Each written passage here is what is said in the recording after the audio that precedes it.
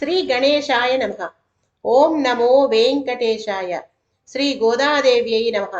ఆండాళ్ దివ్య తిరువడిగళే శరణం. శ్రీ గోదాదేవి చరిత్ర. శ్రీవిల్లిపుత్తూరు అనే గ్రామంలో శ్రీ గోదాదేవి తులసీవనంలో చిన్న పసిపాపగా శ్రీ విష్ణు చిత్తుడు అనే శ్రీ వైష్ణవ భక్తునికి దొరికింది. శ్రీ గోదామాత భూదేవి అనగా భూమాత యొక్క అంశ. పూర్వం శ్రీ మహావిష్ణువు వరహావతారం ఎత్తినాడు. హిరణ్యాక్షుడనే రాక్షసుడు భూమిని ఎత్తుకుపోయి సముద్ర గర్భంలో దాచినప్పుడు లోకాలను భూమిని రక్షించేందుకు దివ్య వరాహ రూపంలో శ్రీ మహావిష్ణువు అవతరించి ఆ హిరణ్యాక్షుడనే రాక్షసుడిని సంహరించి భూమాతను తన ముట్టె అనగా వరాహపు మూతి మీద కూరల మధ్య జాగ్రత్తగా ఉంచి భూమిని కాపాడినాడు. భూమాతను రక్షించాడు. భూమాతను రక్షించి భరించారు కనుక భూమాతకు శ్రీ మహావిష్ణువు భర్త. ఆ సమయంలో వరాహస్వామి భూమాతతో నీకేమైనా కోరిక ఉన్నదా అని అడిగారు. అప్పుడు భూమాత స్వామివారితో ఈ రూపంలో నాతో కొంతకాలం గడపమని కోరింది. అప్పుడు స్వామివారు భూమాత మాటను మన్నించి దక్షిణ భారతదేశంలో శ్రీవిల్లిపుత్తూరు అనే గ్రామం చుట్టుపక్కల ఉన్న అడవుల్లో వరాహమూర్తి రూపంలోనే భూమాతతో కలిసి గడిపేవారంట. యోగులు ఏ రూపంలో భగవంతుడు ఉన్నా వారిని వారు గుర్తించగలరు. అంటే అంతటా వ్యాపించి ఉండి కూడా ఒక రూపంలో ఒక చోట కూడా కనపడతాడు భగవంతుడు. యోగులంతా భూమాతతో కలిసి ఉన్న ఆదివరాహస్వామిని సేవించారు. అలా చాలా ప్రచారం అయ్యి అన్ని లోకాల వారు వచ్చి వరాహస్వామిని భూమాతను సేవించసాగారు. అది ఒక గొప్ప పట్టణమయ్యింది. అవతార సమాప్తి చేయాల్సి వచ్చింది. అందువల్ల అది తెలిసిన ఋషులు స్వామివారిని స్వామి మీరు ఈ రూపం కాకుండా మరో రూపంతో ఇక్కడ వెలసి పూజలు అందుకోవలసిందని కోరారు. స్వామి సరే అని వెంటనే వటపత్రశాయిగా అనగా మర్రి ఆకుపై పడుకున్న చిన్న పిల్లవాడిలా మారిపోయి ఆ రూపంలోనే అక్కడ వెలిశారు. ఆదివరాహస్వామి రూపం వైకుంఠనాథునిలో ఐక్యమైపోయింది.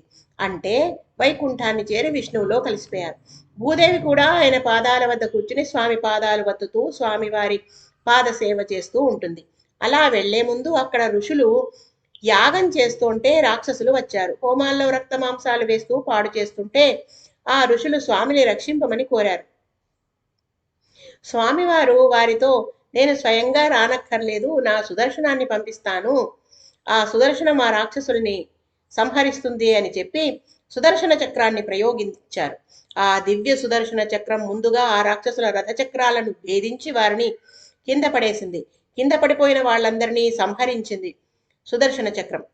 అప్పుడు వారందరి రక్త మాంసాలు సుదర్శన చక్రానికి అంటుకుపోయి ఉండడంతో దాన్ని కడిగేందుకు స్వామి తాను తిరిగి ధరించేందుకు అనుకూలంగా శుభ్రంగా చేసేందుకై వరుణదేవుణ్ణి పిలిచారట.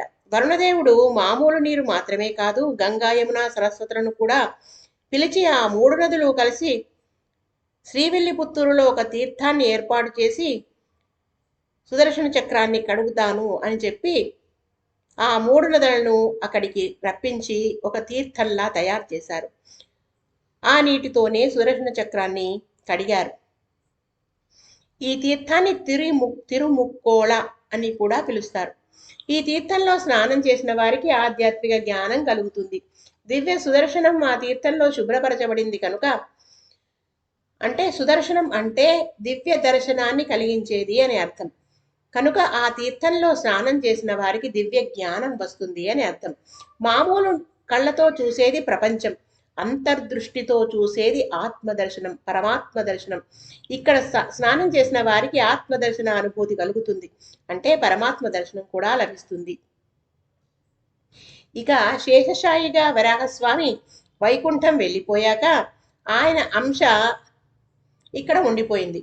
మున్నూరు దేవాలయం అని శ్రీకృష్ణస్వామి దేవాలయం ఉండిపోయింది. అప్పుడు శ్రీవిల్లిపుత్తూరు అనే పేరు ఆ గ్రామానికి ఇంకా రాలేదు. ఒకనాడు భూదేవి వైకుంఠంలో స్వామివారి పాదాలొత్తుతూ స్వామి మీకు అత్యంత ప్రీతిపాత్రమైన కైంకర్యం ఏమిటి అని అడిగింది. ఆయన భూమాతతో నాకు పుష్పాలంకరణ అంటే చాలా ప్రీతి, పుష్పార్చన అంటే చాలా ఇష్టం అని చెప్పారు. ఆ పుష్పాలు భూమిలో నుంచే రావాలి కాబట్టి భూమాతను ఆనందింపజేయడానికి స్వామివారు అలా తెలిపారు. స్వామి తనను ఎవరు ఏది అడిగినా వారిని ప్రీతి చేయడం అలవాటు కనుక అలా తెలిపారు. నిజానికి స్వామివారికి ఈ బాహ్య పుష్పాలు కావు. స్వామివారికి ఇష్టమైన పుష్పాలు 8 ఉన్నాయి. అవి శ్లోక రూపంలో అహింసా ప్రథమం పుష్పం, పుష్పమింద్రియ నిగ్రహం, సర్వభూత దయా పుష్పం, క్షమా పుష్పం విశేషతః, జ్ఞాన పుష్పం, ధ్యాన పుష్పం, తపః పుష్పం తు సప్తమం, సత్యమష్టవిధం పుష్పం విష్ణోః ప్రీతికరం భవేత్. అహింస, ఇంద్రియ నిగ్రహము, సర్వభూత దయ, క్షమ, జ్ఞానము, ధ్యానము, తపస్సు, సత్యవాక్ పరిపాలన, ఈ అష్టవిధ పుష్పాలు విష్ణువునకు అత్యంత ప్రీతిపాత్రములు. పూజలో పుష్పాలతో ధూపదీపాలతో అలంకరించి పూజించి నైవేద్యం పెట్టి హారతులిచ్చి చేసే అర్చన స్వామికి ప్రీతికరమే.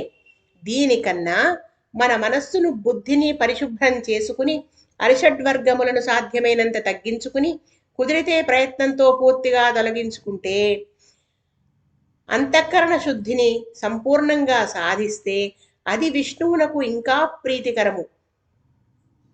స్వామికి ప్రీతిని కలిగించే పుష్పాలలో అనగా ఈ అష్టవిధ పుష్పాలలో మొదటిది అహింస, అనగా ఇతరులను జీవులను మన మాట ఆలోచన కర్మ అనగా త్రికరణములు వీటితో హింసించకుండా నొప్పించకుండా ఉండడం. ఇది విష్ణువునకు అత్యంత ప్రీతికరమైన ప్రథమ పుష్పం. ఇది మనం పాటించడం అనేది స్వామికి మనం సమర్పించే మొదటి పుష్పం. త్రికరణములు అంటే మన వాక్కు అంటే మాట, ఆలోచన, కర్మ అనగా మన ఇంద్రియాలతో మన శరీరంతో చేసే పని. ఈ మూడు అంటే మాట, పని, ఆలోచన, ఈ మూడింటిని కలిపి త్రికరణములు అంటారు. ఇక రెండవ పుష్పం ఇంద్రియ నిగ్రహం, అనగా మన జ్ఞానేంద్రియాలు, మన కర్మేంద్రియాలు, మన మనస్సు, బుద్ధి వీటితో ఎలాంటి అధర్మమైన పని కర్మ చేయరాదు. భగవంతుడిచ్చిన ఈ దేహాన్ని, ఈ దేహంలోని జ్ఞానేంద్రియములు అనగా కళ్ళు, ముక్కు, చెవులు, నోరు, చర్మము, ఇలా ఈ 5 జ్ఞానేంద్రియాలు. కర్మేంద్రియాలు కాళ్ళు, చేతులు, ఈ దేహము, ఇవి మనస్సు, బుద్ధి వీటిని అదుపులో ఉంచుకుని వీటితో చేసే పనులు, ఆలోచనలు, మాటలు అన్నీ అదుపులో అనగా కంట్రోల్లో ఉంచుకుని జాగ్రత్తగా ధర్మ మార్గంలో ధర్మబద్ధమైన మాటలు మాట్లాడుతూ ధర్మబద్ధమైన కర్మలే చేస్తూ ధర్మబద్ధమైన ఆలోచనలు మాత్రమే ఆలోచిస్తూ జీవించడం. ఇది ఇంద్రియ నిగ్రహం, అనగా ఇంద్రియాలను నిగ్రహించుకుని జాగ్రత్తగా మన కంట్రోల్లో వాటిని ఉంచుకుని వాటి కంట్రోల్లోనికి మనం పోకుండా ధర్మ జీవనాన్ని గడపడం. ఇది స్వామివారికి ఇష్టమైన రెండవ పుష్పం. ఇక మూడవది సర్వభూత దయ. దీనుల పట్ల, నిస్సహాయుల పట్ల, జీవుల పట్ల, జంతువుల పట్ల దయతో ఉండడం. దయ అంటే కైండ్నెస్ అని అర్థం. విష్ణువునకు ప్రీతిపాత్రమైన మూడవ పుష్పం దయ. ఇక నాలుగవ పుష్పం క్షమ. ఇతరుల తప్పులను దయతో క్షమించడం అంటే ఫార్గివ్నెస్ విష్ణువునకు ఇష్టమైన 4వ పుష్పం. ఇచ్చట మనల్ని బాధించిన వారిని, మనల్ని హింసించిన వారిని క్షమించడం వల్ల మన జీవుడు ఉద్ధరింపబడతాడు. మనల్ని బాధించిన వారిపై కోపం ఉండడం, ఒకవేళ కోపమో ద్వేషమో కొంచెమైనా ఉన్నా మరణం తర్వాత ఈ వికారాలను క్లియర్ చేసుకోవడానికి ఇంకో జన్మనెత్తాల్సి వస్తుంది. కాబట్టి మనల్ని బాధించే వారిని క్షమించడం విష్ణువునకు ఇష్టమైన 4వ పుష్పం. అయితే ఇక్కడ మనం బాధించే వారి ప్రవృత్తి వారు మారకపోతే క్షమించి వారికి దూరంగా వారి ఆలోచనలు కూడా రాకుండా మనల్ని మనం తీర్చిదిద్దుకుని ధర్మ మార్గంలో జీవనం కొనసాగించాలి. ఇక 5వ పుష్పం జ్ఞానము. ఈ మానవ జన్మ దొరకడం ఎన్నో జన్మల తర్వాత గాని జరగదు. కాబట్టి ఈ శరీరంలోనికి వచ్చినందుకు కష్టపడైనా ఒక దివ్య జ్ఞానమును అనగా భగవత్ సంబంధమైన జ్ఞానమును, మంచి సంస్కారములకు సంబంధించిన జ్ఞానమును ప్రయత్నపూర్వకంగా సమయాన్ని వెచ్చించి అనగా టైంని ఖర్చు చేసి సమయాన్ని ఉపయోగించుకుని ప్రయత్నపూర్వకంగా పొందాలి. సత్య జ్ఞానము మనిషికి జన్మరాహిత్యం వైపు అనగా భగవంతునిలో ఐక్యమయ్యేటట్లు చేస్తుంది, లేదా ఉత్తమ జన్మలు లభించేలా చేస్తుంది. వృధాగా సమయాన్ని గడపవద్దు. రోజులో కొంచెం సేపైనా, వీలైతే ఎంత ఎక్కువ సమయమైనా సరే జ్ఞాన సంపాదన కోసం వెచ్చించాలి. జ్ఞానాన్ని సంపాదించాలి. సంపాదించిన జ్ఞానంతో ఉంటే సరిపోదు, త్రికరణ శుద్ధిగా ఆ జ్ఞానాన్ని ఆచరించాలి. తెలుసుకున్న జ్ఞానాన్ని ఆచరిస్తేనే ఉద్ధరింపబడతాము. నేర్చుకుని ఊరుకుంటే ఎలాగా? ఆచరించాలి కదా. తేనె తీయగా ఉండును, తేనె తీయగా ఉండును అని 100 సార్లు, 1000 సార్లు, 1,00,000 సార్లు అన్నా తీపి తెలుస్తుందా? తెలియదు కదా. కాస్తంత నోట్లో వేసుకుని రుచి చూస్తేనే కదా తెలిసేది. కాబట్టి ఎంత తెలుసుకున్నా, తెలుసుకున్న జ్ఞానంతో, మంచి సంస్కారములతో, చక్కటి నడవడికతో, సత్యం పాటిస్తూ ధర్మంగా జీవించాలి. ధర్మ జీవనులు ఆనందంగా ఉండగలరు. విష్ణువునకు ప్రీతిపాత్రమైన 6వ పుష్పం ధ్యానం.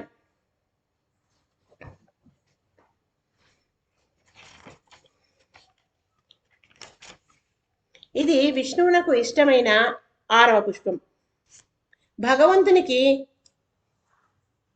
భగవంతుని రూప ధ్యానము, నామస్మరణ ధ్యానము, ఏ ఆలోచన లేకుండా ఓంకార ధ్యానము, ఇలా వేదోక్తపరమైన ధ్యానములలో ఏదో ఒక ధ్యానమును రోజులో కొంచెం సేపైనా అభ్యాసం అనగా ప్రాక్టీస్ చేయడం అలవాటు చేసుకోవాలి. నెమ్మదిగా సమయాన్ని పెంచుకుంటూ వెళ్ళాలి. ఇలా ధ్యానాన్ని అలవర్చుకోవాలి. ధ్యాన సమయాన్ని పెంచుకుంటూ వెళ్ళాలి.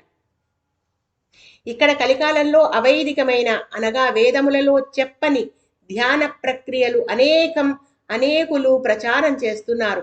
చాలా వరకు అవి అవైదికములు అనగా శాస్త్రబద్ధమైనవి కావు. అనగా మన వేదాలలో, పురాణాలలో చెప్పబడిన పద్ధతులు కావు. కాబట్టి భగవద్గీత, భాగవతము వీటిలో స్వయంగా భగవంతుడు శ్రీకృష్ణ పరమాత్మ మరియు ఋషులు తెలిపిన ధ్యాన పద్ధతులను తెలుసుకుని చేయడం ఉత్తమోత్తమం. ఎవరో చెబుతున్నారు కదా అని ఏదో ఒక మార్గం వైపు వెళ్ళి అవైదికమైన హిందూ ఆర్ష విధానాల్లో, మన వేదాల్లో చెప్పబడని విధానాలను అవలంబించవద్దు, పాటించవద్దు. శ్రీకృష్ణుడు గీతలో తెలిపినట్లుగా, లేదా కపిల మహర్షి భాగవతంలో తెలిపిన భగవద్రూప ధ్యానం, నామస్మరణ ధ్యానం కానీ, లేదా ఓంకార ధ్యానం, పరబ్రహ్మ స్వరూపమే ఓంకారము కాబట్టి ఓంకార ధ్యానం, లేదా ఆలోచన రహితంగా కూర్చుని ఉండే ధ్యానం, ఇలా ఏదైనా ఒక వేదోక్తపరమైన విధానాన్ని పాటించి ధ్యానం చేయాలి. ఇది శ్రీ మహావిష్ణువునికి ఇష్టమైన 6వ పుష్పం. ఇక 7వ పుష్పం తపస్సు. తపించడమే తపస్సు. ఈ కలికాలంలో హిమాలయాలకో లేక ఏదైనా నిర్జన ప్రదేశానికో, తీర్థానికో, క్షేత్రానికో వెళ్ళి సంవత్సరాల తరబడి ఉండి తపస్సు చేయడం గృహస్థులకు, మానవ మాతృలకు ఇప్పటి కాలంలో సాధ్యం కాదు. ఎందుకంటే కుటుంబ బాధ్యతలు ఉంటాయి కాబట్టి. కనుక కుటుంబ బాధ్యతలు, కర్తవ్యాలు నిర్వహిస్తూనే ప్రతి పనిని ఒక తపస్సులా శ్రద్ధగా చేస్తే, అంటే ఒక స్త్రీకి వంట ఒక తపస్సు, ఉద్యోగం శ్రద్ధగా చేస్తే స్త్రీ పురుషులైన వారికి అది ఒక తపస్సే. కానీ ప్రాపంచికంగా ధన సంపాదన, కుటుంబ పోషణ కోసం ధర్మబద్ధంగా చేసే పనులు మాత్రమే కాకుండా జీవుడి ఉద్ధరణ కోసం, అప్లిఫ్ట్ కోసం, స్పిరిచువల్ అప్లిఫ్ట్ కోసం, జన్మ ధన్యం చేసుకోవడం కోసం భగవత్ సేవ, భాగవతుల సేవ, ధర్మ కార్యాలు, దీనజనుల సేవ, అతిథి సేవ, ఇలా మంచిని పెంచుకునే కార్యాలు, కర్మలు ఆచరించాలి. భగవంతుణ్ణి ధ్యానిస్తూ ఉండాలి. జీవితాన్ని ఒక తపస్సులా మార్చుకోవాలి. తపస్సు అనేది శ్రీ మహావిష్ణువునకు ఇష్టమైన 7వ పుష్పం. ఇక చివరిదైన విష్ణు ప్రీతికరమైన 8వ పుష్పం సత్యవాక్ పరిపాలన. అనగా ఎల్లప్పుడూ సత్యమే పలుకవలను, అనగా అబద్ధాలు ఆడరాదు. ప్రాణము మానము ధర్మబద్ధంగా సంపాదించిన ధనము అన్యాయంగా పోయే సమయంలో, అంటే ధర్మంగా జీవిస్తున్నా కూడా ఏదో కష్టం అకారణంగా వచ్చి అబద్ధపు నిందల వల్ల, ఇతర తప్పుడు మనుషులు తప్పుడు కారణాల వల్ల ఇక ప్రాణం పోతుంది అనే సమయంలో, ఇలాగే తప్పుడు మనుషులు తప్పుడు కారణాలు తప్పుడు నిందల వల్ల మన యొక్క మాన మర్యాదలు పోయే సమయంలో, అలాగే ధర్మంగా సంపాదించిన ధనం నీచుల వల్ల పోతుంది అనే సమయంలో ఆపద్ధర్మంగా అబద్ధం ఆడవచ్చు. కానీ ఇతరులను బాధించడానికో హింసించడానికో చేసిన తప్పులు కప్పుపుచ్చుకోవడానికో ఇతరుల మంచి పేరు పోగొట్టేందుకో అబద్ధాలు ఆడేవారు నరకలోకానికి పోయి ఆయా దుష్కర్మల వల్ల వాక్కుతో చేసే ఆయా పాపాలకు వాటికి తగిన శిక్షలు పొందుతారు. ఒక్క అబద్ధం ఆడితే కొన్ని వేల కర్మల పుణ్యం నశిస్తుంది అంటారు పెద్దలు. ఇక సత్యమే మాట్లాడే వారిని చూసి దేవతలు మురిసిపోతారు. దేవతలకు వారు ఎంతో ప్రీతిపాత్రులవుతారు. ముఖ్యంగా శ్రీ మహావిష్ణువునకు అసత్యం ఆడని వారు, అంటే సత్యవాక్ పరిపాలన చేసేవారు ఎంతో ప్రీతిపాత్రులు. ఈ సత్యవాక్ పరిపాలన చేసేవారు ఉత్తమ లోకాలను పొందగలుగుతారు. ఇది శ్రీ మహావిష్ణువునకు ప్రీతికరమైన 8వ పుష్పం. ఈ పుష్పాలు మామూలు పుష్పాలతో పాటు ఈ పుష్పాలు స్వామివారికి అర్పించే ప్రయత్నం చేయాలి. ఈ 8 విష్ణువునకు అత్యంత ప్రీతిపాత్రమైన, మనం అర్పించవలసి జన్మధన్యం చేసుకోగలిగిన పుష్పాలు. ఇవి అర్పించగలిగితే వారు సంపూర్ణ త్రికరణ శుద్ధి గలవారు, అంతఃకరణ శుద్ధి గలవారై ఉత్తమ గతులు పొందుతారు, మోక్షాన్నే పొందగలుగుతారు. ఇక గోదామాత చరిత్రలోనికి వద్దాం. మీకు ఏది అత్యంత ప్రీతిపాత్రము అని భూమాత విష్ణువును అడిగినప్పుడు స్వామివారు తెలిపిన సమాధానం, నాకు పుష్పార్చన అంటే చాలా ఇష్టం అని అన్నారు కదా. అప్పుడు భూమాత, అయితే స్వామి, నాకు కొంతకాలం మీకు పుష్పార్చన చేయాలనున్నది అన్నది. అప్పుడు స్వామివారు భూమాతతో, వేరే ఒకరి కడుపున నీకు పుట్టాల్సిన అవసరం లేదు. మన గరుత్మంతుని అంశలో ఒకరు భట్టనాథుడు అని ఒకరు జన్మిస్తారు. వారికి అయోనిజమై తులసీవనంలో పసిబాలికగా ఆ భట్టనాథునికి దొరుకుదువు గాని, అప్పుడు నీకు నచ్చినట్లుగా పుష్పార్చన చేద్దువు గాని అని అభయమిచ్చారు భూదేవికి. ఇక వరాహస్వామి అవతార పరిసమాప్తి తర్వాత ఋషులు మునులు అందరూ అక్కడి నుంచి వెళ్ళిపోయారు. అది ఒక అడవిగా ఉండి అందులో ఒక కుగ్రామం మాత్రం ఉండిపోయింది. దానినే పుత్తూరు అని పిలిచేవారు. అక్కడ ఖండువు అనే పేరు గలవాడు, విల్లి అనే పేరు గలవాడు, ఇలా 2 ఆటవిక సోదరులు ఉండేవారు. వారిద్దరూ ఆ అడవిలోనే మృగాలను వేటాడి వాటి మాంసాన్ని తిని బతికేవారు. ఒకరోజు ఒక పెద్ద పులి వారికి కంటపడింది. దాన్ని వెంటాడుతూ వారు వెళ్లారు. ఆ పెద్ద పులి ఒక గుహ వైపు వెళ్ళింది. విల్లి అనేవాడు ఆ పులిని వెంటాడుతూ బాణాన్ని వేశాడు. దానికి తగిలి గాయమై ఎక్కడో దాక్కుని పొంచి ఉన్నది. దాన్ని వెతుకుతూ ఉన్న ఖండువు, విల్లి వీరిద్దరూ అటు ఇటు తిరగసాగారు. దెబ్బతిని పొంచి ఉన్న పులి ఖండువు అనే ఆటవికుణ్ణి చంపేసి గుహలోనికి పారిపోయింది. ఇదంతా చూసి విల్లి తన సోదరుడైన ఖండువు శరీరంపై పడి ఏడుస్తూ కూర్చున్నాడు. అయ్యో, నన్ను వదిలి వెళ్ళిపోయావా అంటూ విలపించసాగాడు. అక్కడే ఉన్న స్వామివారి ఆలయంలోని స్వామివారు వాడి ఏడుపును విని జాలిపడి ఒక ముసలి బ్రాహ్మణుడి రూపంలో వచ్చి, నీ తమ్ముడిని బ్రతికిస్తాను, ఈ ఆలయానికి చిన్న గుడి కడతావా అని అడిగారు. విల్లి స్వామితో, ముందు నా తమ్ముడిని బ్రతికించు, ఆ తర్వాత కడతాను అన్నాడు. వృద్ధ బ్రాహ్మణ రూపంలోని స్వామి కూడా విల్లితో, ముందు గుడి కట్టు, తర్వాత బ్రతికిస్తాను అన్నారు. విల్లి స్వామివారితో, లేదు లేదు, ముందు బ్రతికించు, తర్వాతే గుడి కడతాను అన్నాడు. స్వామివారే ఇక సరేనని ఖండువును బ్రతికించారు. గుడి కడతానన్నాను కానీ ఆటవికులం నా దగ్గర సొమ్మేది అని బాధపడుతూ విల్లి స్వామివారితో విన్నవించాడు.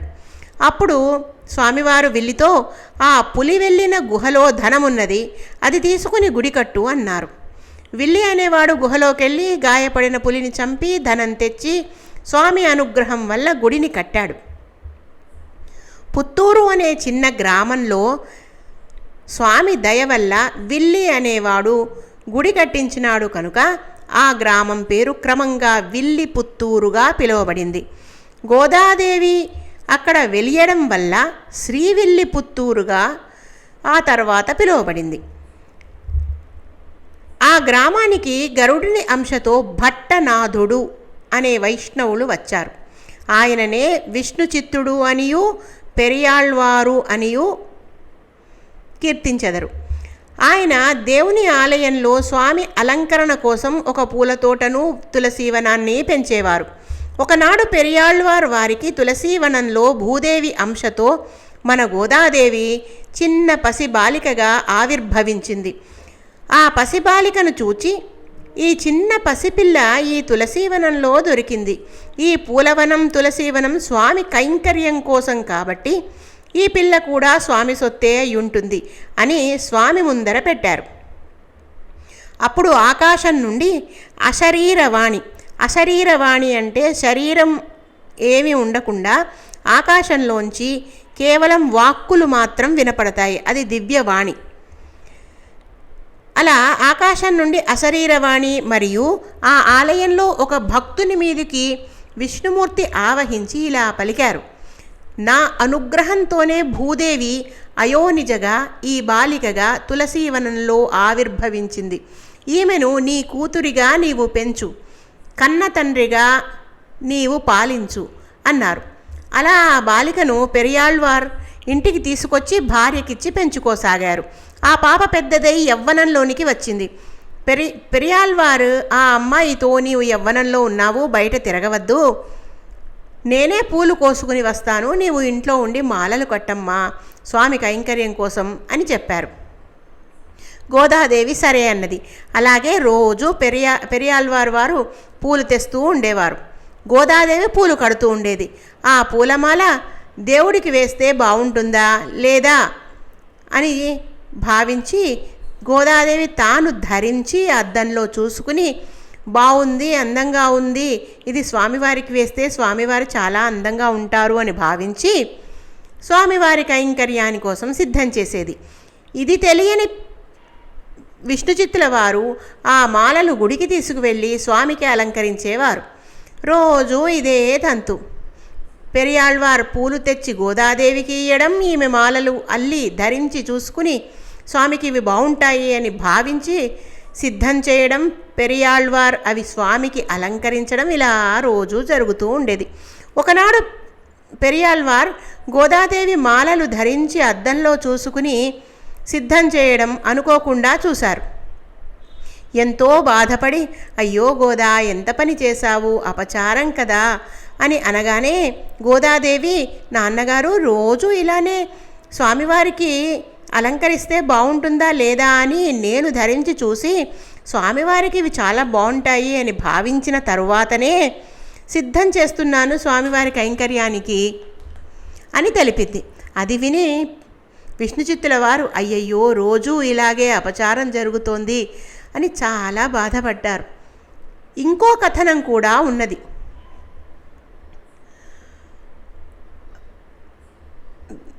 గోదాదేవి అలంకరించుకున్న మాలలను స్వామివారికి విష్ణుచిత్తులు అలంకరించేవారు. ఎప్పట్లాగే పూలమాలలు కైంకర్యానికి తీసుకెళ్ళినప్పుడు సహపూజారులు ఇంత దివ్య పరిమళం వస్తున్నాయి, బహుశా భట్టనాథుల వారి భక్తి, వారి నిర్మల మనస్సు వల్ల ఈ మాలలకు పరిమళం మామూలుగా కాకుండా ఇంత దివ్యంగా ఉన్నది అని అనుకునేవారు. ఒకనాడు స్వామివారికి అలంకరించే మాలలో పొడుగాటి వెంట్రుక కనబడడంతో వారు ఊరుకున్నారు. కానీ కొన్ని రోజుల తర్వాత మాలలో మళ్ళీ వెంట్రుక కనపడితే ఇక ఊరుకోలేక పెరియాళ్వార్ని ప్రశ్నించేసరికి అయ్యో నాకు తెలియదే అని ఇంటికెళ్ళి గోదామాతని జాగ్రత్తగా అల్లు, వెంట్రుకలు కనపడుతున్నాయి అని చెప్పినప్పుడు గోదామాత నేను ధరించి చూసి సిద్ధం చేస్తున్నానని చెబుతుంది. ఇలా ఇంకో కథనం కూడా ఉన్నది. మామూలు సువాసన కన్నా ఆ మాలలకు దివ్య పరిమళం గోదాదేవి ధరించడం వల్ల వచ్చేది. మొత్తానికి ఏదైతేనేమి గోదామాత ధరించిన మాలలు స్వామికి అలంకరింపబడేవి. ఇది తెలిసి బాధపడిన పెరియాళ్వార్, ఇంత అపచారం చేస్తున్నావేమమ్మా, ఇందువల్ల గుడిలో సహపూజారులతో నేను మాట పడ్డానమ్మా అని ఆ రోజు మాలలు తీసుకెళ్లకుండా బాధతో పడుకున్నారు. ఆ రాత్రి ఆయన కలలో శ్రీకృష్ణ పరమాత్మ కనపడి, నాకు నీ కూతురు అలంకరించుకున్న మాలలు చాలా ప్రీతికరము. ఆమె సామాన్యురాలు కాదు, భూదేవి యొక్క అంశ, అయోనిజ. ఆమె అవతరించినదే నాకు పుష్పకైంకర్యం చేయడానికి.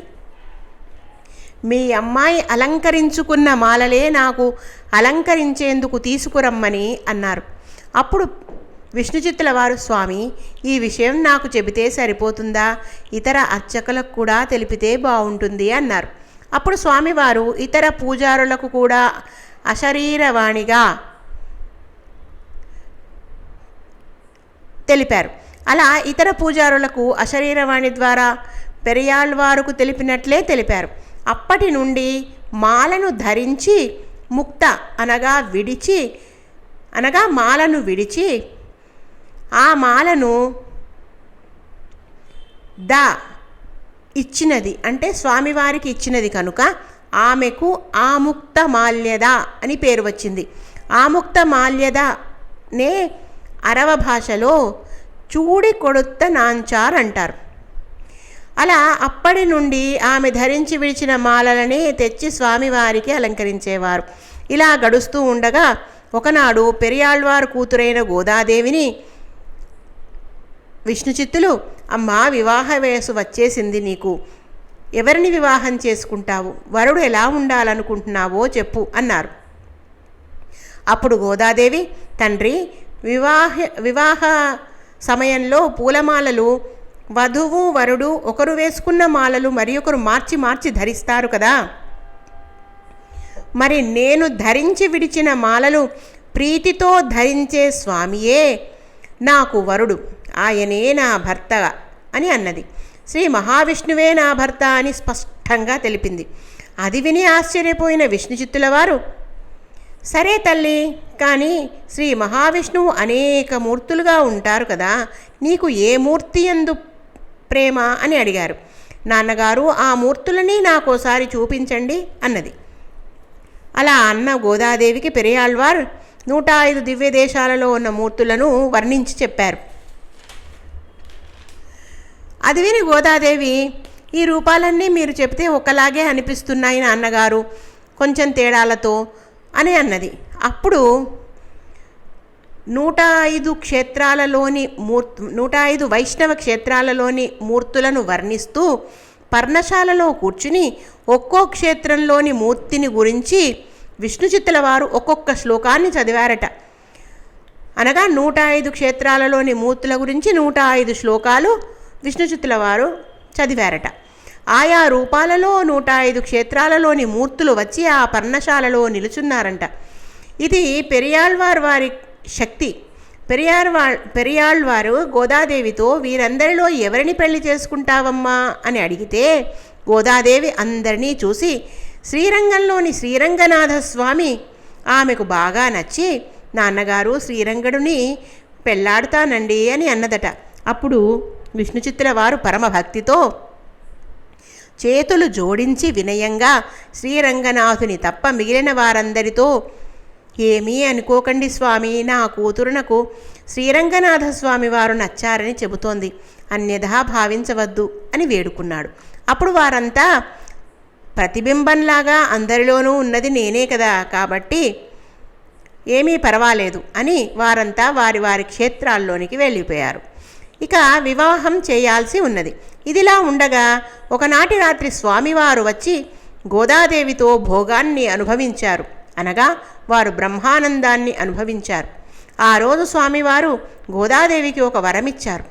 నీవు ఏ పరమాత్మను కోరి తపస్సు చేశావో అలాంటి ఈరోజు నీవు నేను బ్రహ్మానందమును అనుభవించిన రోజు, భోగమును అనుభవించిన రోజు కనుక ఈరోజు భోగి అని పిలువబడుతుంది అని చెప్పి స్వామివారు వెళ్ళిపోయారు. చాలా కాలం గడుస్తోంది. స్వామి రావడం లేదు. గోదాదేవి బెంగ పెట్టుకుంటోంది. వివాహం జరగలేదు. విరహతాపం అనుభవిస్తూ ఒక పరిచారికను స్వామి వద్దకు పంపించింది. వివాహం ఎప్పుడు చేసుకుందాము అని అడగమని. స్వామివారు శృంగార మందిరంలో వసంతమాడుతున్న వేళ రంగనాథస్వామి వారి వద్దకు యోగ మార్గంలో గోదాదేవి పంపిన ఆ పరిచారిక వెళ్ళి స్వామితో, స్వామి, మీ గురించి మా గోదాదేవి విరహతాపాన్ని అనుభవిస్తూ బాధపడుతున్నది. వివాహం ఎప్పుడు చేసుకుంటారో అడగమన్నది.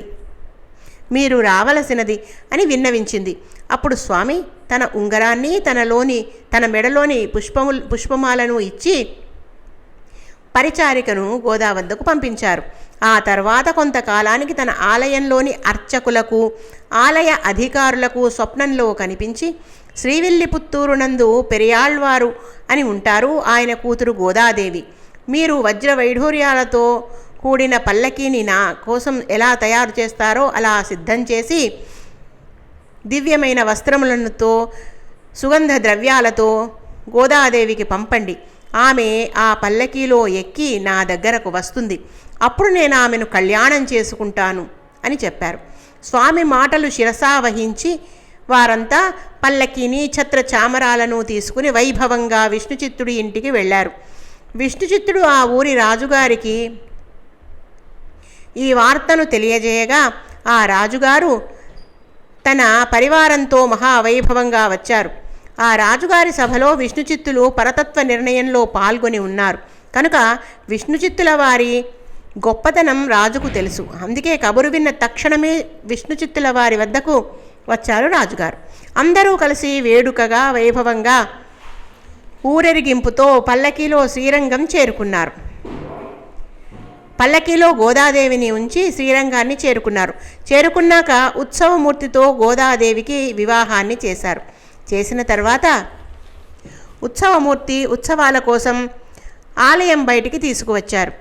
మూల విరాట్టు స్థిరంగా ఉంటారు. ఉత్సవమూర్తికి అనేక ఉత్సవాల కోసం బయటికి తీసుకొచ్చి అనేక ఊరెరిగింపులు, ఉత్సవాలు జరుపుతారు.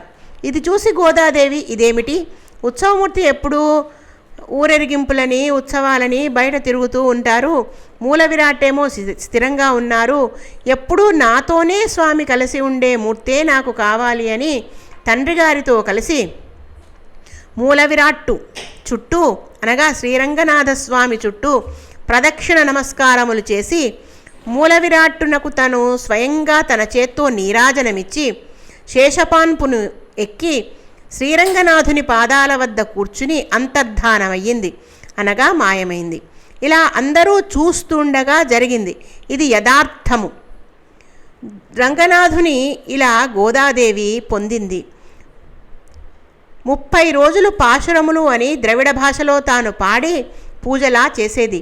గోదాదేవి ముందుగా పార్వతీదేవిని పూజించి తర్వాత రోజుకొక పాశురము చొప్పున 30 రోజులు 30 పాశురములు పాడి స్వామివారిని పూజించి అర్చించి అర్పించింది.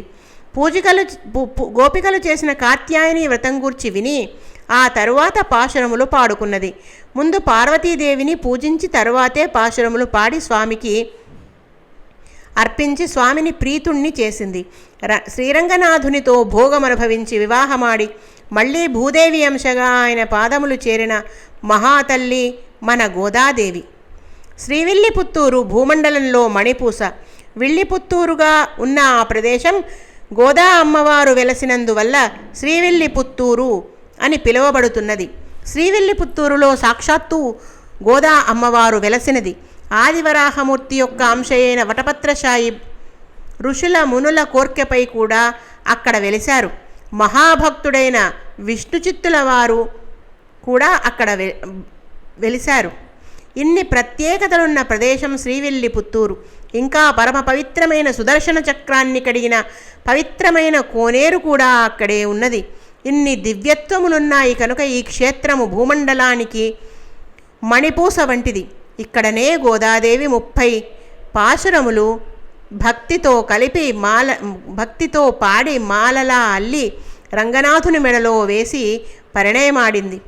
ఈ పాశురములను విన్నా, పాడినా, చదివినా, వాటి అర్థములు తెలిసి చదివినా తెలియక చదివినా అర్థములు తెలుసుకున్నా, వాటి భావమును చదివినా, విన్నా, మననము చేసినా గోదామాత పొందిన ఫలితమే దక్కుతుంది, అనగా కైవల్యం లభిస్తుంది. నాథముని అనే మహాయోగి త్రికాలవేది. ఒకరోజు ఆయన, నా మనవడు వైష్ణవ మతాన్ని వ్యాప్తి చేస్తాడు, అతడికి నేను విష్ణు సంబంధ పురాణాలన్నీ చెప్పాలనుకుంటున్నాను అని తన శిష్యులతో చెప్పేవారు. కానీ వృద్ధాప్యం వల్ల ఆయన కాలం చేశారు. ఆయన కొడుకు ఈశ్వరముని. ఇతనికి శ్రీకృష్ణుడు ఆయన కలలో వచ్చి, నేనే నీ కడుపున కొడుకుగా పుట్టబోతున్నానని ఉత్తర భారతదేశంలో ఈశ్వరముని ఉండగా తెలిపారు. యమునా నది ఒడ్డున ఈశ్వరమునికి కొడుకు పుట్టాడు కనుక యామనుడు అని పేరు పెట్టారు. ఇతని తాతగారైన నాథముని తన శిష్యుడు పుండరీకాక్షుడు అనే ఆయనను పిలిచి, నా మనవడికి నీవు నేర్చుకున్న విష్ణు విద్య అంతా నేర్పుతావు కదా, నేను ఎంతో కాలం బతికేలా లేను, నేనే నేర్పుదామనుకున్నాను, కానీ నాకు సమయం దగ్గరికి వచ్చింది కనుక నీవు బోధించు అని మాట తీసుకుని శరీరం వదిలిపెట్టారు. ఈయన కూడా నాథముని మనవడైన యామనుడు పుట్టేదాకా బ్రతకలేదు. చనిపోయే ముందు పుండరీకాక్షుడు తన శిష్యుడైన శ్రీరామమిశ్రునికి యామనాచారునికి విష్ణు విద్య నేర్పమని తన గురువుగారు చెప్పినట్లుగా చెప్పి, నీవు నేర్పవలసినదని చెప్పి మాట తీసుకుని ఆయన చనిపోయారు. యామనాచారులు పెరిగి పెద్దయ్యే సమయంలో ఈశ్వరముని గారు కూడా శరీరం వదిలివేశారు. అనగా యామనాచార్యుల వారి తండ్రి గారైన ఈశ్వరముని కూడా శరీరాన్ని వదిలివేశారు. చివరికి కాంచీనగరంలో మహాభాష్య భట్టు అనే వారి వద్ద యామనాచార్యుల వారు విద్య నేర్చుకునేవారు. ఆ కాంచీపట్టణ రాజు దగ్గర ఒక ఆస్థాన పండితుడు ఉండేవాడు. ఆయన పేరు విద్వజ్జన కోలాహలుడు. మహాపండితుడు. దేశంలో దాదాపు అందరు పండితుల్ని ఓడించాడు విద్యలో, చర్చలలో. అతడు రాజుగారితో, మీరు ఏదో అగ్రహారాలు బహుమానాలు ఇస్తే కుదరదు, అందరు పండితులను ఓడించాను కాబట్టి ఆ పండితుల దగ్గర పన్నులు వసూలు చేసుకు బతికేస్తానని రాజుగారి దగ్గర అనుమతి తీసుకున్నాడు. అది మొదలు తాను ఓడించిన వారి దగ్గర అందరి దగ్గర నుంచి పన్నులు వసూలు చేసుకుని బ్రతుకుతూ ఉండేవాడు. యామనాచార్యుల వారు చిన్న పిల్లవాడుగా ఉన్నప్పుడే మహాభాష్య భట్టు దగ్గర విద్యాభ్యాసం చేసే సమయంలోనే ఒకరోజు వీధి అరుగు మీద సంధ్యావందనం చేసుకుంటున్న సమయంలో సైనికులు వచ్చి యామనుడి గురువుగారైన మహాభాష్య భట్టు గారిని చులకనగా మాట్లాడుతూ, విద్వజ్జన కోలాహలుడి పన్ను కట్టకపోతే కారాగారంలో వేస్తాము అని సైనికులు అంటుంటే విని యామనుడు విషయం పూర్తిగా తెలుసుకున్నవాడై, మా గురువుగారు మీ గురువుగారికి ఎందుకు పన్ను కట్టాలి, అంత అహంకారం మీ గురువుగారికి ఎందుకు అని 2 శ్లోకాలు తాళపత్రాల మీద రాసి వారికిచ్చి, నేను పండితుణ్ణి కాను, కవిని కాను, నేను మహావినయ సంపన్నుడిని, కానీ ఎదురు తిరిగిన వారికి మాత్రం వారి కొమ్ములు విరిచేస్తాను సుమా అని చెప్పి అట్లాంటి అర్థం వచ్చే 2 శ్లోకాలు రాసిచ్చాట. అప్పుడు యామనాచార్యులు చిన్న పిల్లవాడే ఈ శ్లోకాలను సైనికులు తీసుకెళ్లి విద్వజ్జన కోలాహలుడికి చూపించారు. ఆయన ఆశ్చర్యపోయి, ఎవర్రా ఈ పిల్లవాడు, నా మీద ఇలా పద్యాలు వ్రాసాడు, తీసుకురండి ఇటు అని చెప్పగా సైనికులు తీసుకురావడానికి వెళ్ళారు. అప్పుడు యామనుడు సైనికులతో, పండితుడు అయ్యుండి కూడా పండితులతో ఎలా వ్యవహరించాలో తెలియని దౌర్భాగ్యమైన ఈ దేశంలో ఉన్నాను, గౌరవంగా తీసుకెళ్తేనే నేను వస్తానని చెప్పమని సైనికుల్ని పంపించేశాడు. చిన్న పిల్లవాడిలా మాట్లాడుతున్నాడేంటి, సరే చూద్దామని రాజుగారు పల్లకీని పంపారు. యామనుడిని పల్లకీలో తీసుకుని వస్తున్నారు సైనికులు. గౌరవంగా ఆ రోజు రాత్రి రాణిగారితో శయనమందిరంలో ఆ పిల్లవాని గురించి రాణితో ఇలా మాట్లాడారు. రాణి, ఇంతకాలం విద్వజ్జన కోలాహలుణ్ణి ఎదిరించిన వారే లేరు, చిన్నపిల్లవాడు ఎదిరిస్తున్నాడు, ఇదేమి చిత్రమో అన్నారు. అప్పుడు రాణి రాజుతో, చిన్న పిల్లవాడని ఎందుకు అనుకోవాలి, విద్వజ్జన కోలాహలుడిని ఓడిస్తాడేమో అంది. రాజు, అదెలా జరుగుతుంది, అది అసాధ్యం అన్నాడు. రాణి, అలా జరిగితే ఏం చేస్తారండి అని అడిగింది. రాజు, నిజంగా అలాగే గనక జరిగితే, ఆ పిల్లవాడు విద్వజ్జన కోలాహలుణ్ణి ఓడిస్తే ఆ పిల్లవాడికి నేను అర్ధరాజ్యాన్ని రాసిస్తాను అన్నాడు. రాణి రాజుతో, అయితే చూడండి, ఆ పిల్లవాడు గెలిచి తీరుతాడేమో అంది. చూద్దామంటే చూద్దాం అని అనుకుని రాజు రాణి పడుకున్నారు. తెల్లవారింది. పల్లకి దిగి యామనుడు విద్వద్గోష్ఠిలో చర్చలో విద్వజ్జన కోలాహలుడిని ఓడించాడు. ఎలాగంటే అదేం చిత్రమో కానీ ఒక్క విషయం కూడా చర్చలో గుర్తుకు రాలేదు విద్వజ్జన కోలాహలుడికి. అహంకారం వల్ల బుద్ధి ప్రచోదనం మా సమయంలో కాలేదు, అనగా సరస్వతీమాత కరుణించలేదు, ఉన్న విద్య నశించింది, నా ప్రజ్ఞ అని అహంకరిస్తే పండితుడైన వాడికి బుద్ధి మందగిస్తుంది. అలాగే జరిగింది. ఓడిపోయాడు విద్వజ్జన కోలాహలుడు. యామనుడు గెలిచాడు. మాట ప్రకారం అర్ధరాజ్యం ఇచ్చేశాడు రాజుగారు. చిన్న పిల్లాడు అయిన యామనుడు రాజ్యం పరిపాలించుకుంటున్నాడు. పెద్దవాడై పెళ్లి చేసుకుని సుఖంగా ఉంటున్నాడు. శ్రీరామమిశ్రుడు తన గురువు పుండరీకాక్షుడు గారికి ఇచ్చిన మాట ప్రకారం ఎప్పుడు యామనాచార్యులకు వైష్ణవ మంత్రాన్నిచ్చి విష్ణు విద్య నేర్పుదామా అని రోజు రాజుగారి దర్శనానికి కోసం వెళ్ళడం, రాజు దర్శనం కోసం ప్రయత్నించినప్పుడు రాజుగారు రాజకార్యాల్లో తలములకలుగా ఉన్నారు, ఇప్పుడు రారు అని చెప్పడము, ఇలా జరుగుతూ ఉండేది. ఇలా తిరిగి తిరిగి విసిగి వేసారి ఒకనాడు పూజ చేసి కన్నీళ్లతో శ్రీరంగనాథునితో, స్వామి, నా గురువు పుండరీకాక్షుల వారు నాథముని మనమడు యామనాచార్యులకి విష్ణు విద్య నేర్పమని మాట తీసుకుని మరణించారు.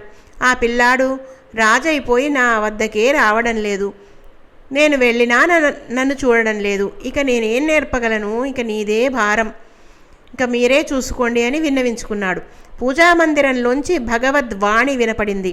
బెంగవద్దు, నీ ఇంటి పక్కనే ముళ్ళ ముష్టి కూర అనేది ఒకటి ఆకు ఉంది, దాన్ని తీసుకెళ్ళి రాజుకు వండి పెట్టే వంటగాడికి ఇవ్వు అని వినపడింది. భగవదాజ్ఞ ప్రకారం రోజు శ్రీరామమిశ్రుడు ఆ ముళ్ళముష్టి ఆకులను కోసి రాజుగారి వంటవాడికి ఇచ్చి రాజుగారికి వండి పెట్టమని చెప్పేవాడు.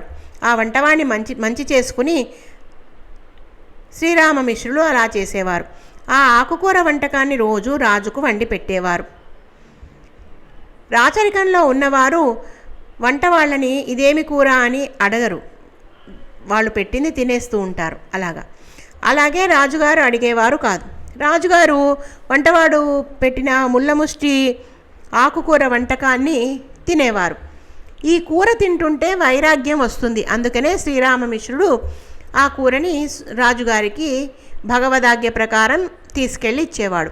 కొన్నాళ్లకు శ్రీరామమిశ్రుడికి ఒంట్లో బాలేక ఆ కూర తీసుకెళ్ళలేదు. వంటవాడు ఆ రోజు వడ్డించాక రాజు అంటే యామనాచార్యులు, రోజు ఒక ఆకుకూర వంటకం వడ్డించేవాడివి కదా, ఈరోజు లేదేమిటి అని అడిగితే వంటవాడు భయపడుతూ, ఒక శ్రీవైష్ణవుడు రోజు తెచ్చిచ్చి రాజుగారికి వండి పెట్టమని ఇచ్చేవాడు, ఈరోజు రాలేదు తేలేదు అని చెప్పగానే ఎవరతడు అని అడిగితే ఆ వంటవాడు ఇంకా ఇలా చెప్పాడు, కొన్ని నెలల నుంచి మీ దర్శనం కోసం ఆయన వచ్చేవారు, మీరు అతనికి దర్శనాన్ని ప్రసాదించలేదు అన్నాడు. అనగానే యామనుడు అయ్యో అని బాధపడి, ముసలివాడు వైష్ణవుడు అయిన ఆ వృద్ధుణ్ణి ఈసారి వస్తే నా దగ్గరికి పంపమని ఆజ్ఞాపించి వెళ్ళిపోయారు. చివరి ప్రయత్నంగా ఈ రోజు తర్వాత నేను ఈ ఆకు కూడా ఇవ్వను అని అనుకుని ఆ ముళ్ళముష్టి ఆకు తీసుకుని వంటవాడికి ఇవ్వగానే రాజు దగ్గరికి శ్రీరామమిశ్రుడిని తీసుకెళ్ళాడు ఆ వంటవాడు. రాజుగారు ఆయన తేజస్సును చూసి ఆయన కాళ్లపై పడి నమస్కరించి, ఈ కూర నా కోసం ఎందుకు ఇంత కష్టపడుతూ ఈ వయసులో తెస్తూ ఉన్నారు అని అడిగారు. మీ తాత ముత్తాతలు ఒక నిధిని సంపాదించి పెట్టారు, అది మీకు అప్పగించాలి అన్నారు శ్రీరామమిశ్రులు. అలాగే నా సైనికుల్ని పంపుతాను, ఇచ్చేయండి అన్నాడు రాజుగారు. అలా కాదు, భగవద్గీత 18 అధ్యాయాలు పూర్తిగా నీవు చదివితే అప్పుడు ఇస్తాను అన్నాడు శ్రీరామమిశ్రుడు. యామనాచార్యుల వారు అలాగే అని భగవద్గీత నాకు మీరే బోధించండి అని ప్రార్థించాడు. పరమ సంతోషంతో శ్రీరామమిశ్రులు సంపూర్ణ భగవద్గీతను 18 రోజులు 18 అధ్యాయాలు యామనాచార్యుల వారికి బోధించారు. ఇంకా వైరాగ్యం వచ్చింది యామనుడికి. అయినా ఇప్పుడు నిధి ఇస్తారా అని అడిగాడు శ్రీరామమిశ్రుణ్ణి. తప్పకుండా అని యామనాచార్యుల వారిని శ్రీరంగం తీసుకెళ్ళి శ్రీరంగనాథుని దర్శనం చేయించి శ్రీరంగనాథుని పాదాలు చూపించి, ఇదే మీ తాత మీకిమ్మన్న నిధి, పెన్నిధి, దీన్ని మీకు అప్పగించాలని, వైష్ణవుల భక్తి సాహిత్యము ఆ సంపద నిలబెట్టేలా మీరు గొప్ప ఆచార్యులు కావాలని మీ తాత నాథముని గారు ఆశించారు. మీరేమో రాచరికంలో మునిగి ఉండేవారు కనుక ఇదే నేను మీకు ఇవ్వాలనుకున్న నిధి అన్నారు. వెంటనే యామనాచార్యులు తన కొడుకుకి పట్టాభిషేకం చేసి శ్రీరంగంలో పర్ణశాల నిర్మించుకుని 5 గ్రంథాలు వ్రాశారు. వాటిని ఎందరెందరో పండితులని ఓడించి వైష్ణవ మతాన్ని స్థాపించారు. 120 సంవత్సరాలు వారు జీవించి శ్రీ రామానుజాచార్యుల వారికి మరణాసన్న సమయంలో తన వద్దకు రమ్మని కబురు పంపారు. ఆయన వచ్చేలోపే యామనాచార్యుల వారు మరణించారు. రామానుజులు వచ్చి చాలా బాధపడ్డారు. ఆఖరి దర్శనమైనా చేసుకోలేకపోయాను, జీవించి ఉండగా వారిని చూడలేకపోయాను అని. యామనాచార్యుల వారి కుడి చేతి 3 వేళ్ళు ముడుచుకుపోయి కనపడ్డాయి. ఇదేమిటి, వీరికి ఇలాగే ఉంటాయా, బ్రతికున్నప్పుడు కూడా ఈ వేళ్ళు ఇలాగే ముడుచుకుని ఉన్నాయా అని పక్కన ఉన్నవారిని అడిగితే, లేదు లేదు మామూలుగానే ఉండేవి అన్నారు. అది విన్న రామానుజులు ఏదో నాకు యామనాచార్యుల వారు ఏదో చెప్పాలనుకుని నాకు కబురు చేసి ఉంటారు అని భావించి అంతర్ముఖులై కాసేపు ఉండి ధ్యానం చేసి 3 ప్రతిజ్ఞలు చేశారు. 1, బ్రహ్మసూత్రాలకు వైష్ణవ తత్వంలో భాష్యం రాస్తాను, ఇది మీ కోరిక అని అనుకుంటున్నాను అన్నారు. వెంటనే యామనాచార్యుల వారి కుడి చేతి మడిచిన వేలు ఒకటి తెరుచుకున్నది. శ్రీభాష్యం రామానుజుల వారు అందుకే వ్రాసారు. ఇక 2వది, గోదాదేవి వ్రాసిన పాటలను ధనుర్మాస వ్రతాన్ని ప్రచారం చేస్తాను అని, ఇది 2వ ప్రతిజ్ఞ అని అన్నారు. వెంటనే యామనాచార్యుల వారి 2వ వేలు తెరుచుకున్నది. 3వది, ఈ పీఠానికి ఉత్తరాధికారిని నేను బ్రతికి ఉన్నప్పుడే నియమిస్తాను అని ప్రతిజ్ఞ చేశారు. యామనాచార్యుల వారి 3వ వేలు తెరుచుకున్నది. రామానుజాచార్యులు అందుకే పరాశర భట్టరుని తీసుకొచ్చి అక్కడి పీఠానికి ఉత్తరాధికారిగా నియమించారు. రామానుజులు యామనాచారునికి ఇచ్చిన మాటకు కట్టుబడి గోదాదేవి ఆచరించిన ధనుర్మాస వ్రతము, ఆమె పాడిన పాశురములకు విశేష ప్రాచుర్యమును కల్పించారు. ఇదంతా శ్రీ మహావిష్ణువు యొక్క మహాసంకల్పము. మనందరం కూడా గోదాదేవి ఆచరించిన ధనుర్మాస వ్రతము చేసి పాశురములను పాడుకుని వాటి అర్థాలను కూడా తెలుసుకుని భగవత్ సాయుధ్యము పొందిదముగాక. శుభం భవతు. శ్రీ ఆండాళ్ దివ్య తిరువడిగళే శరణం. జై శ్రీమన్నారాయణ.